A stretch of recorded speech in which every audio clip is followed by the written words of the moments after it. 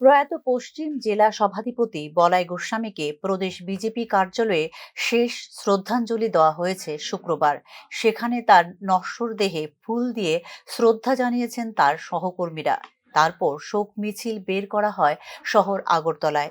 শুক্রবার দুপুরে প্রয়াত পশ্চিম ত্রিপুরা জেলা পরিষদের সভাধিপতি বলাই গোস্বামীর মরদেহ নিয়ে আসা হয় আগরতলায় এমবিবি বিমানবন্দর থেকে। প্রথমে বিজেপি দলীয় কার্যালয় থেকে পরবর্তী সময়ে তাঁর বাসভবনে নিয়ে যাওয়া হয় প্রয়াতের মরদেহ।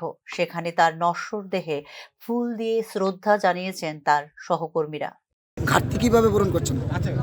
দেখুন, কোনো মানুষের যাওয়াটা ঘাটতি পূরণ তো সম্ভব নয়, কিন্তু এটা বলতে পারি একজন দক্ষ কার্যকর্তা ছিল। শুধু কার্যকর্তা নয়, এরকম রাজনৈতিকভাবে এত দক্ষ কার্যকর্তা, ইলেকশন পরিচালনা বা ইলেকশন ম্যানেজমেন্ট এটা এত সূক্ষ্মভাবে তিনি করতেন। এটা আমি আমার জীবনে, রাজনৈতিক জীবনে এটা বোধহয় প্রথম ব্যক্তি যাকে দেখেছি আমি উত্তর জেলার থেকে একদম দক্ষিণ জেলা পর্যন্ত 7টা বিধানসভার বিভিন্ন ইকুয়েশন, সেখানে রিজার্ভেশনই হোক, পঞ্চায়েত নির্বাচন হোক, পঞ্চায়েত সমিতি, জেলা পরিষদ বা বিধানসভা লোকসভা নির্বাচনে সেই বুথগুলোকে ম্যানেজ করা, সার্বিকভাবে বলতে পারি একজন দক্ষ কার্যকর্তা আমরা হারিয়েছি।